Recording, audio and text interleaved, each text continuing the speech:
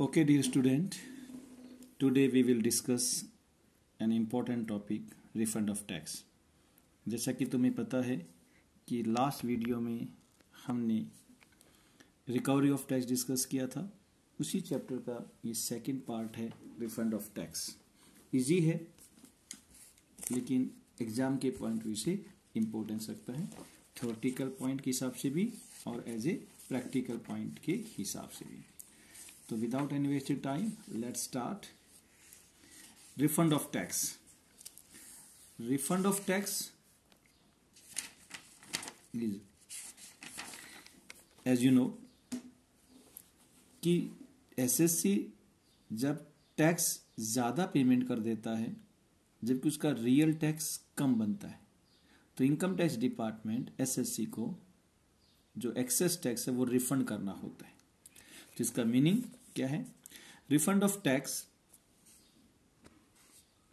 In any person SSC satisfied the assessing officer that the amount of income tax paid by him or in his behalf for any assessment year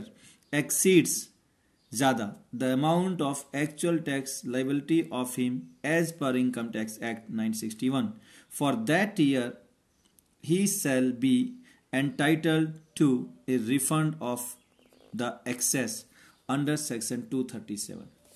It means कि जब कोई SSC या करदाता assessing office satisfied कर दे कि उसके द्वारा पे किया गया टैक्स या उसके बिहाफ पे किसी असेसमेंट ईयर का पे किया गया टैक्स एक्सीड ज्यादा है उसके एक्चुअल टैक्स लाइबिलिटी से जो इनकम टैक्स के हिसाब से निकाली गई है, तो ज्यादा जो अमाउंट है वो उसका वापिस मिलना चाहिए, यानी वो एंटाइटल हो जाता है टैक्स रिफंड लेने के लिए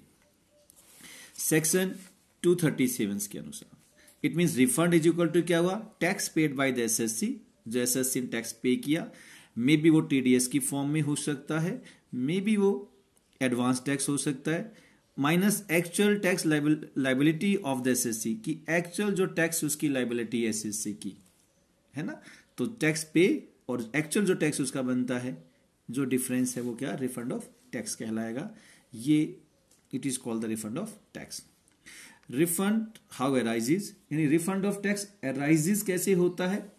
यानी रिफंड ऑफ टैक्स कब बनता है, कब अराइज होगा। इसके 5 सिचुएशन है जिसमें इनकम टैक्स अराइज हो सकता है। First is the total TDS यानी tax deduct at source is higher than the amount of tax liability as determined on the regular assessment, यानी टीडीएस टोटल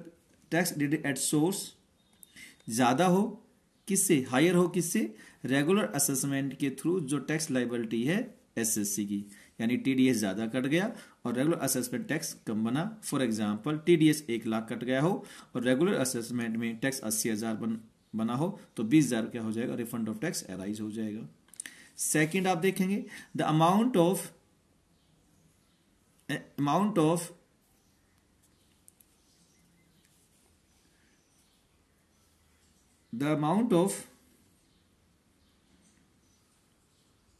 एडवांस टैक्स, वो आपका ये ड्यू टू द राइट कुछ mistake हो रही है pilot pen जैसे। Advance payment of the tax are tax paid on the basis of self assessment, कि एडवांस पेमेंट ऑफ टैक्स या सेल्फ असेसमेंट के आधार पे जो टैक्स पे किया गया वो एक्सीड ज्यादा है किससे? Tax liability as a regular assessment. जब इनकम टैक्स डिपार्टमेंट आपने टाइप असेसमेंट डिस्कस आपने कर लिया होगा, तो एडवांस पेमेंट टैक्स या सेल्फ असेसमेंट जो एसएससी पे करता है वो ज्यादा हो जाए जब income tax department regular assessment करे, यानी उसका सही टैक्स कितना बना? कम बने, तो भी उसको रिफंड मिलने का मिलेगा। थर्ड है by the rectification of the mistake, कोई इनकम टैक्स डिपार्टमेंट किसी असेसिंग ऑफिसर को मिस्टेक हो जाए, तो मान लीजिए उसका टैक्स उसने 1 लाख पे कर दिया और मिस्टेक को ठीक करने के बाद टैक्स 70,000 बना, तो 30,000 क्या उसका रिफंड बनेगा। Fourth, by the order of judgment in appeal, यदि एसएससी अपील करे और किसी अपीलेट अथॉरिटी ने उसका टैक्स कम कर दिया, मान लो 1 लाख टैक्स बना हो, उसने पेमेंट कर दिया हो उसने अपील की हो अगेंस्ट असेसिंग ऑफिसर, और जो जजमेंट अथॉरिटी है, अपील अथॉरिटी है, किसी भी लेवल की, अपील कमिश्नर हो सकता है, अपील अथॉरिटी हो सकती है, हाई कोर्ट हो सकता है, उसका टैक्स कम कर दिया तो ऑटोमेटिक उसको रिफंड वापस मिलेगा। Where the relief for the double taxation is granted, tax double tax नहीं लग सकता, रूल है। और कभी एसएससी मान लो डबल टैक्स चार्ज हो जाए और वो उसका जो उसकी एप्लीकेशन है या उसको रिलीफ ग्रांट हो जाए इनकम टैक्स डिपार्टमेंट तरफ से कि आपका डबल टैक्स नहीं लगेगा, तो इस सिचुएशन में उसका रिफंड बन सकता है। तो दीज आर द 5 सिचुएशन जिसमें एसएससी का रिफंड बन सकता है। Clear? Next most important topic, person entitled to claim on refund in certain special cases. कौन पर्सन एसएससी है ना, पर्सन क्लेम कर सकता है refund of tax? Very easy, under section 238 the assessee who has paid the tax, वो assessee जिसने income tax department को tax pay किया है। दूसरा,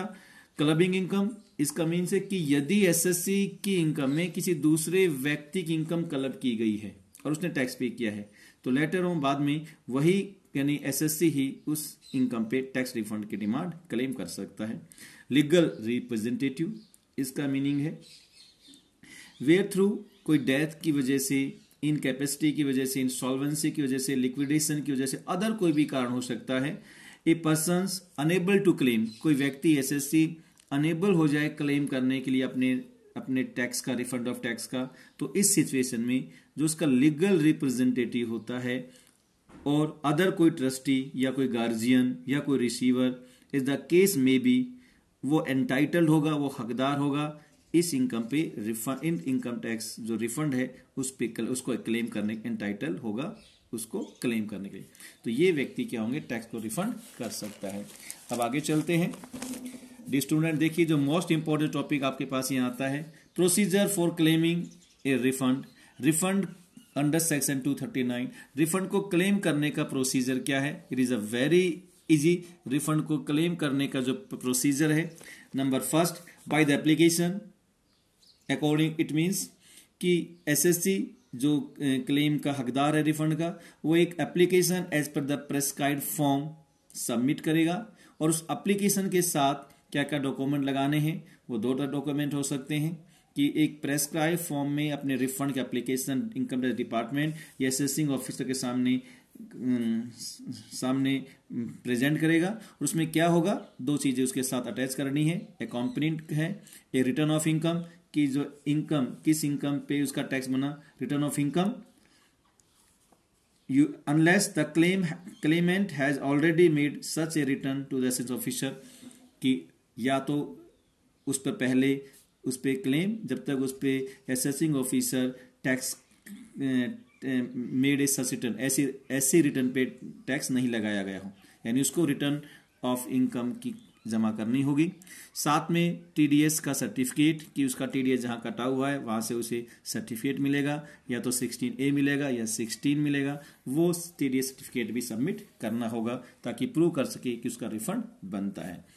टाइम लिमिट मोस्ट इंपोर्टेंट, यानी जो एसएससी क्लेम करेगा, एप्लीकेशन लगाएगा फॉर रिफंड के लिए, उसका टाइम पीरियड है within 1 year from the end of the assessment year to which the claim is related, यानी जिस असेसमेंट ईयर से उसका क्लेम रिलेटेड है। मान लो प्रीवियस ईयर 18-19 का हो गया,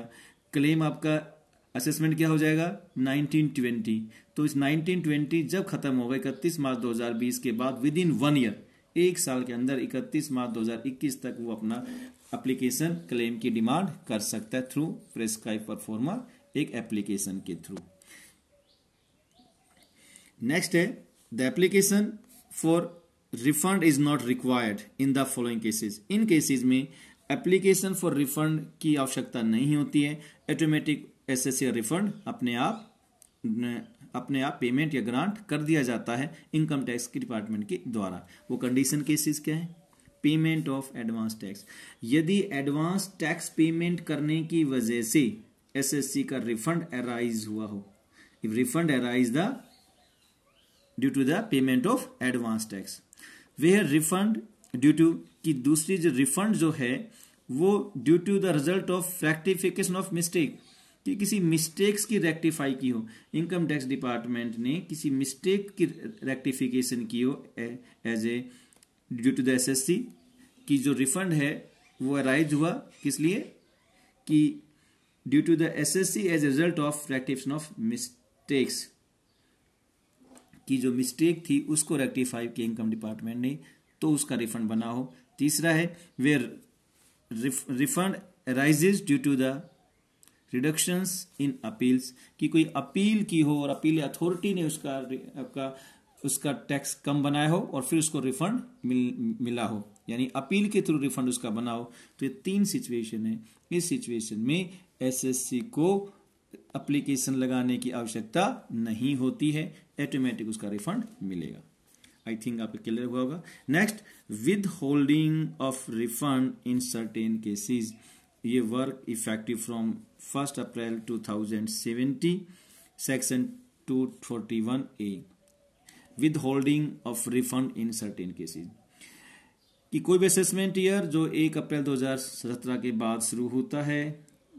where a refund of any amount, कोई भी रिफंड किसी एसएससी के ड्यू होता है अंडर किसी प्रोविजन या मेनली सेक्शन 143(1) के अनुसार, एसेसिंग ऑफिसर ये विचार है, उसको लगता है कि यदि रिफंड दिया जाए तो ये इनकम टैक्स की रेवेन्यू पे या रेवेन्यू का लॉस होगा या रिकवरी ऑफ रेवेन्यू पे नेगेटिव इफेक्ट डालेगा, तो ही में फॉर द रीजन भी उसको इसका कारण राइटिंग में रिकॉर्ड करके रिटर्न में लिखकर और previous approval of the commissioner, principal chief commissioner, principal commissioner की परमिशन के बाद उसके रिफंड को होल्ड किया जा सकता है जब तक कि उसका which up to the date on which the assessment is made, जब तक असेसमेंट नहीं हो जाता, यानी एसएससी का रिफंड भी रोका जा सकता है up to the assessment is made तब तक। लेकिन उसके लिए एक लिखित में कारण बताना पड़ेगा एस ऑफिसर को और प्रिंसिपल चीफ कमिश्नर परमिशन भी लेनी पड़ेगी। नेक्स्ट, इंटरेस्ट ऑन रिफंड, ये मोस्ट इंपोर्टेंट पॉइंट है। ये अब स्टार्ट होता है कि जो रिफंड है, interest on refund under section 244A, it means कि एसएससी को जो रिफंड मिलना है, यदि वो रिफंड मिलने में देरी डिले हो जाती है तो एसएससी को रिफंड पर 0.5 यानी आधा परसेंट पर मंथ और पार्ट ऑफ मंथ के हिसाब से इंटरेस्ट मिलेगा। यानी we can say the rate of interest shall be 1/2% for every month और part of month of the delay in the grant of refund. यदि रिफंड ग्रांट होने में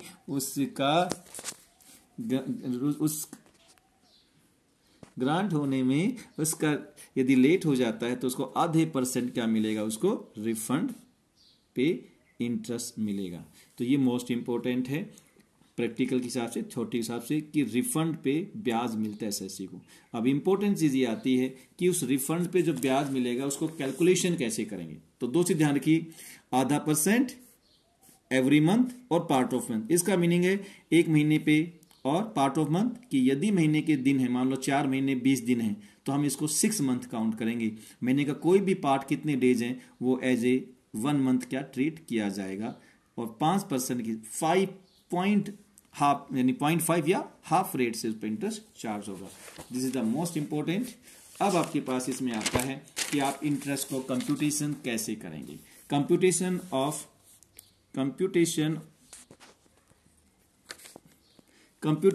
ऑफ इंटरेस्ट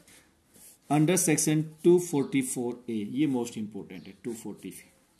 कि इंटरेस्ट का कंप्यूटेशन कैसे किया जाएगा।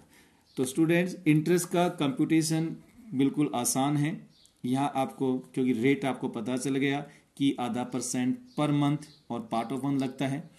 अमाउंट जो रिफंड होगा उस पर कैलकुलेट करना है। टाइम पीरियड जितना टाइम होगा उस पर कैलकुलेट आप कर देंगे। मान लो 10,000 रिफंड मिलना, आधा % से मिलना है, 3 महीने आपका टाइम है तो आप निकाल सकते हैं। बट यहाँ सबसे इंपॉर्टेंट है कि बात क्या आती है कि यहाँ सबसे इंपॉर्टेंट बात ये आती है कि जो टाइम है कि वो टाइम कैसे निकाला जाएगा, कि टाइम फॉर इंटरेस्ट, कि कितने इंटरेस्ट का उसको रिफंड मिलेगा, ये हमें निकालना है। तो very easy.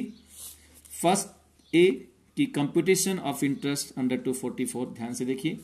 Where the refund is of advance tax, कि यदि जो रिफंड है एडवांस टैक्स और टीडीएस अंडर सेक्शन 206C ज्यादा देने की वजह से बना है, the interest will be paid. यदि एडवांस टैक्स और टीडीएस ज्यादा जमा करने की वजह से रिफंड बना है तो इसके लिए जो टाइम पीरियड इंटरेस्ट का होगा वो क्या होगा, interest will be paid for the time period, most important, from first day of assessment year, यानी first day assessment, 1 April of assessment year to date of grant of refund, कि जिस date को refund हो। यानी यदि advance tax TDS की वजह से रिफंड बना है तो असेसमेंट ईयर के यानी फर्स्ट डे 1 अप्रैल से स्टार्ट करके जब उसको रिफंड ग्रांट होगा उस टाइम का इंटरेस्ट कैलकुलेट किया जाएगा। बट कंडीशन क्या है, note, if return of income has been furnish on the before the due date under section 139, लेकिन उसकी जो रिटर्न ऑफ इनकम है वो ड्यू डेट से पहले उसको सबमिट, ड्यू डेट को या ड्यू डेट से पहले सबमिट हो चुकी हो, यानी ड्यू डेट होती है रिटर्न की, हमने डिस्कस किया था कि जनरल ही इंडिविजुअल की 31 जुलाई असेसमेंट ईयर में होती, यदि अकाउंट ऑडिट नहीं करने, ऑडिट करने हैं तो 30 सितंबर हो जाती है। इसी तरह से आपकी डेट्स हैं, तो मान लो 31 जुलाई डेट है असेसमेंट ईयर की, तो हर हालत में असेसमेंट ईयर में रिटर्न ड्यू डेट है उसको या उससे पहले रिटर्न जमा कर दे, तो 1 अप्रैल से लेके जिस दिन तक टैक्स ग्रांट होगा रिफंड वहां तक कैलकुलेट किया जाएगा, most important. Second, return of income file late, यदि एसएससी रिटर्न ऑफ इनकम है वो फाइल लेट करता है, रिटर्न इनकम टैक्स की लेट भरता है, तो टाइम पीरियड क्या होगा इस सिचुएशन में, कितने टाइम पे इंटरेस्ट लगेगा, from the date of return filing, यानी जहां अब 1 तारीख से नहीं लगेगा, 1 अप्रैल से नहीं लगेगा, जिस डेट को रिटर्न फाइल करेगा उस डेट से टू शुरू करेंगे, the date of the grant of the refund, और जिस डेट को टैक्स ग्रांट होगा। मान लो किसी व्यक्ति का टीडीएस का ही ग्रांट हो और उसको उसने रिटर्न लेट कर दी हो, रिटर्न भरनी 30 जुलाई को, उसने भरा 31 अगस्त को, तो टाइम स्टार्ट कहां से, 31 अगस्त से टाइम स्टार्ट होगा, ना कि 1 अप्रैल से। तो 31 अगस्त से लेके जिस डेट को उसको मिलेगा उस डेट तक इंटरेस्ट काउंट होगा। Third, if the refund of is out of tax paid on self assessment section under section 144A, interest shall be paid from the date of, यदि जो रिफंड है is out of tax paid on self assessment, यानी self assessment SSC return के साथ self assessment करता है कि self assessment पे टैक्स पे किया हो और उसकी वजह से रिफंड बनता है, तो उस सिचुएशन में क्या होगा, interest shall be paid from the date of filing of the return or payment of tax whichever is later। ये ध्यान रखना है, यदि सेल्फ असेसमेंट की वजह से बनता है रिफंड तो रिटर्न फाइल करने वाली डेट और पेमेंट ऑफ टैक्स जो दोनों में लेटर बाद में होगा उस डेट से शुरू कर। Interest shall be paid from the date of filing the return और payment of tax whichever is later, कि जिस डेट को उसको किया था उस डेट से उसका टैक्स रिफंड होगा। Return to payment tax which are later to the date of refund grant, ये तो टाइम वही है, और साथ में क्या हो जाएगा, टू आपके पास वही हो जाएगा कि the date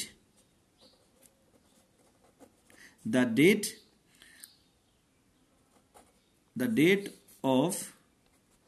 the grant of refund, यानी स्टार्ट कहां से होगा, टैक्स पेमेंट किया वो या फाइल या assessment, interest shall be paid from the date of filing the return या पेमेंट ऑफ टैक्स जो बाद में है उस डेट से शुरू करके टू कहां तक, जहां तक उसका रिफंड का ग्रांट, उसको ग्रांट मिलेगी, मंजूरी मिलेगी। नोट ध्यान रखना है, interest according to section 241 shall not be payable. अब ध्यान रखना है नोट कि जो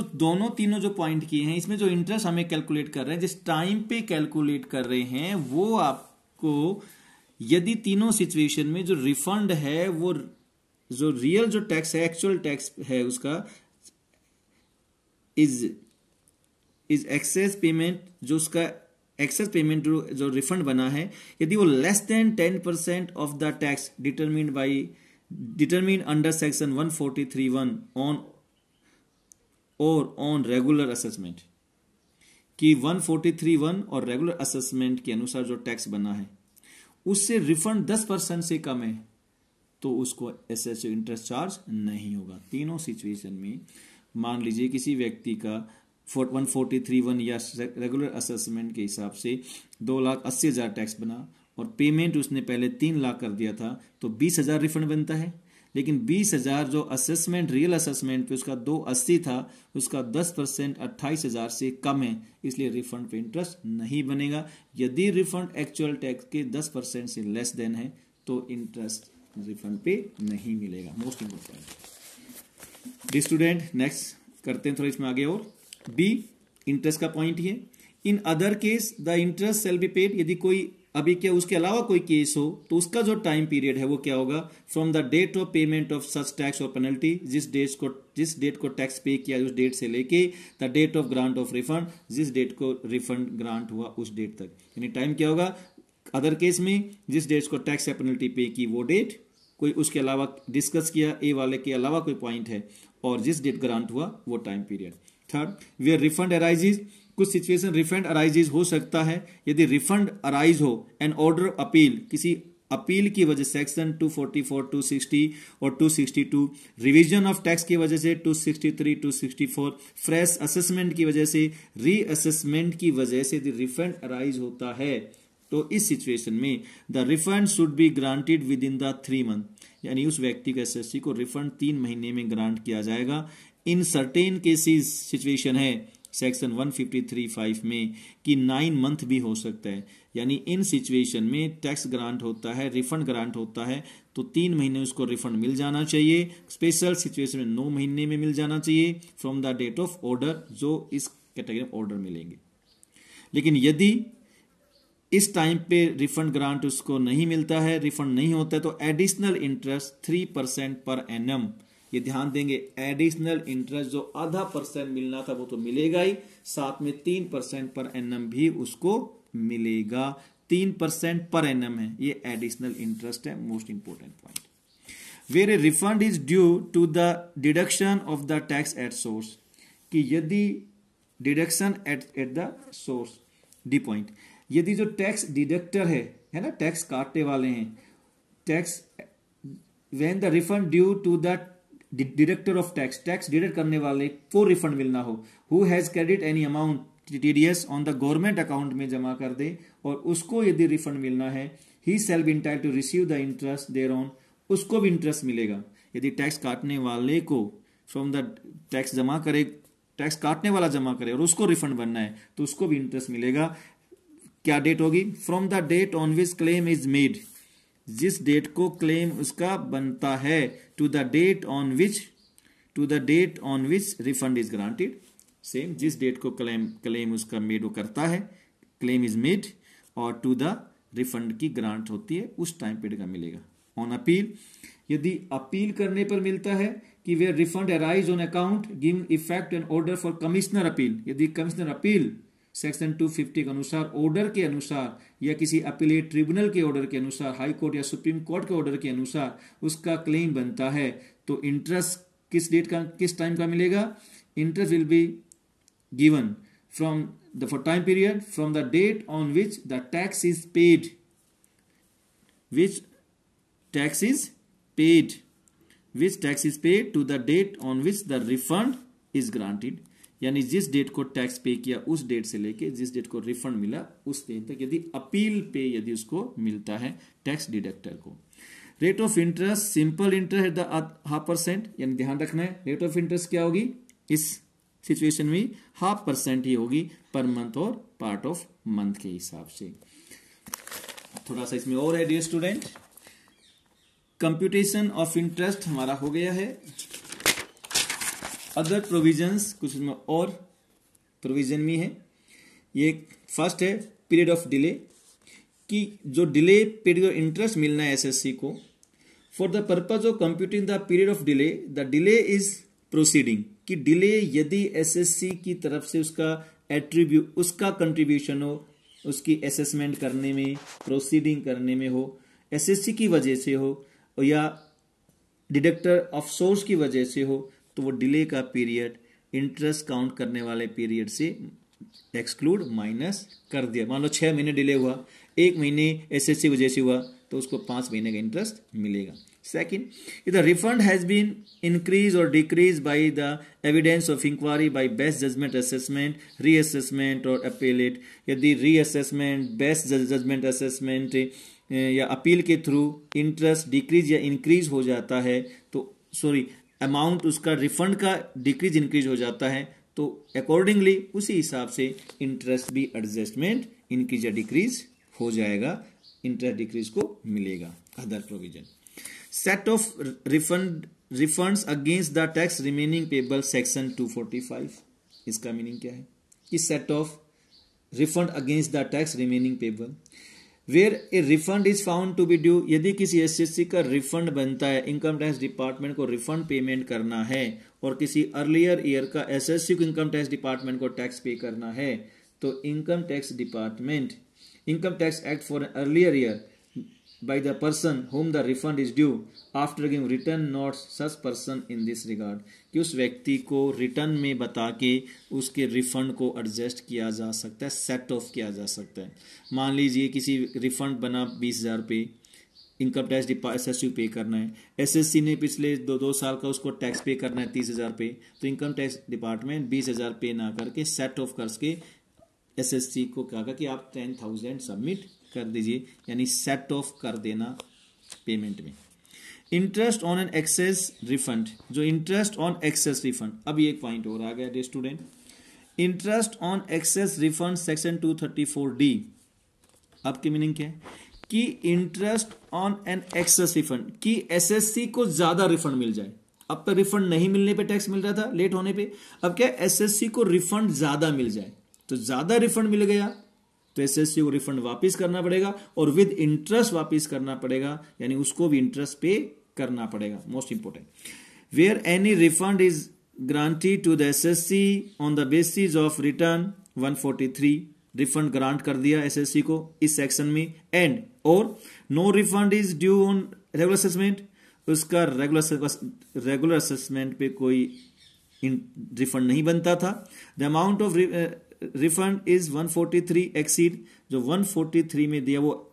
एक्सीड हो गया the amount of regular assessment, यानी 143 में उसका जो रिफंड था वो ज्यादा दे दिया जबकि उसका रेगुलर असेसमेंट में कम बनता था, तो ज्यादा पेमेंट कर दिया एसएससी को। The assessee shall be liable to pay simple interest at the rate of 0.5%, या अब एसएससी उस ज्यादा रिफंड पे 0.5% टैक्स पे करेगा द एक्सेस अमाउंट पर फॉर द एवरी मंथ और द पार्ट ऑफ मंथ, यानी 0.5% उसको मिलना था, 0.5% उसको पे करना है। सेम फ्रॉम द डेट, किस डेट से,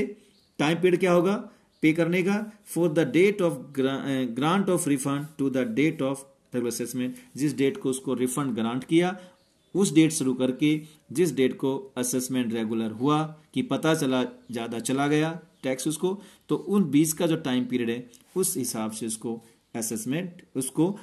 इंटरेस्ट पे करना पड़ेगा। मान लीजिए किसी को रिफंड 1 लाख आ गया, 3 महीने बाद असेसमेंट हुआ, पता चला कि उसका रिफंड 80,000 बनता था, तो 20,000 ज्यादा मिल गया, तो 20,000 पे 3 महीने का 0.5% से एसएससी टैक्स पे करना पड़ेगा। Most important, next, where as a result of rectification of mistake, appeal, revision and order of a settlement commission, amount of refund grant section 143(1) held to be correctly allowed, interest shall be reduced accordingly। यदि किसी भी rectification के कारण, mistake के कारण, appeal, revision के कारण, order of settlement commissioner के कारण कि जो अमाउंट ऑफ रिफंड जो 143 के अनुसार था, held to be correctly allowed, कि करेक्ट उसको अलाउड कर दिया हो, पार्टली या होली, कम या ज्यादा, देन उस अवस्था में जो इंटरेस्ट चार्ज होगा वो भी कम रिड्यूस हो जाएगा अकॉर्डिंगली ऑर्डर। इसका मतलब कि टैक्स रिफंड पहले ज्यादा बन गया, फिर सरकार ने रिफंड कम बना दिया, फिर अपील में रिफंड फिर ज्यादा बन गया, तो जो भी ऑर्डर आएगा उसी के हिसाब से इंटरेस्ट कम या ज्यादा हो जाएगा। आई थिंक स्टूडेंट्स आपको ये समझ में आ गया होगा। दैट इज इजी चैप्टर है, मोस्ट इंपॉर्टेंट है। इसके इलस भी इजी हैं, इलस आप कीजिए। अदरवाइज यदि कोई प्रॉब्लम आएगी तो मैं भी उसकी वीडियो आपको शेयर कर दूंगा। Thank you very much.